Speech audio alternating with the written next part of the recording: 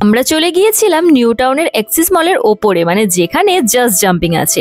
সন্ধেবেলায় বেরিয়ে পড়লাম আমি, দিদি আর কথা শোনা, বেরিয়ে চলে এলাম এই এক্সিস মলে। কারণ আমাদের কোথাও যাওয়ার জায়গা না থাকলে, স্পেশালি বিশ্ববাংলা গেলে আমার সেরকম কোনো জায়গায় যাওয়ার থাকে না, তো সেই জন্য চলে আসি এক্সিস মলে। দিদি বলে যে চল দেখে আসি কোনো অফার টফার চলছে কিনা, তো সেই জন্য এখানে চলে আসি।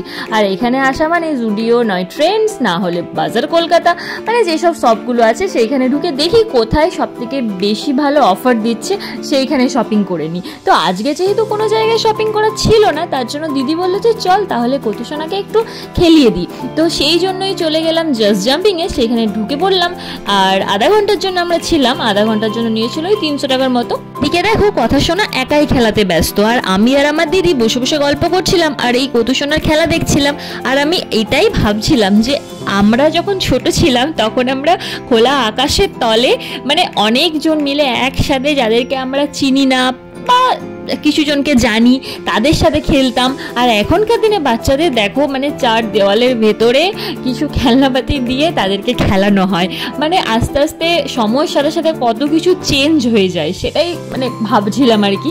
আর দিদির সাথে গল্প করছিলাম আর খুনসুটি করছিলাম, মানে দুই বোন একসাথে থাকলে যেটা হয় আর কি। সত্যি কথা বলতে দুজনেই আমরা কলকাতায় থাকলেও আমি থাকি সাউথ কলকাতা, দিদি থাকে এই বিশ্ববাংলার এইদিকে, মানে প্রায় 1 থেকে 1.5 ঘন্টা সময় লেগে যায়, তাই সবসময় আমার আসাও হয় না। আর আগে আসতাম আমাদের এই কতুসোনার জন্য, আর এখন আসি দুজনকার জন্য, কতুসোনার জন্য আর কতুসোনার ভাইয়ের জন্য।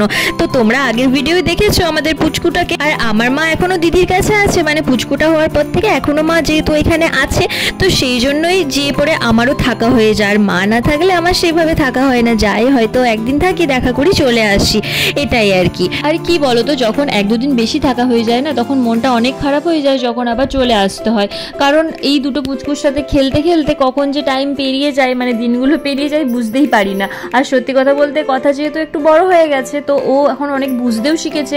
বাড়িতে যদি কেউ যায়, মানে আমি বলতে মিমি, মোমো বা দাদু, দিদা, ঠাম্মি, যেই যাক, ও কিন্তু অনেক আনন্দ পায়। আর যখন চলে যায় তখন কিন্তু ও অনেক কান্নাকাটি করে। এইবার তো যখন আমি চলে আসছিলাম, ও কি কান্নাকাটি করছিল, শুধু বলছিল মিমি যাবে না, মিমি যাবে না। তো দেখো তখন তো অনেক খারাপ লাগে, কিন্তু কিছু করার তো নেই। যাই হোক, সবাইকে বাড়ি চলে যেতে হবে, সময় কিভাবে পেরিয়ে যায় সত্যি আমরা জানি না। তো যাই হোক, দেখতে দেখতে আমাদেরও বাড়ি যাবার টাইম হয়ে গেল। তো ভিডিওটা কেমন লাগলো সেটা কিন্তু অবশ্যই কমেন্ট করে জানিও, আর ভালো লাগলে লাইক, কমেন্ট, শেয়ার অবশ্যই করে দিও। দেখা হচ্ছে নেক্সট ভিডিওতে, ততক্ষণের জন্য টাটা, বাই বাই, সবাই অনেক ভালো থেকো, বাই।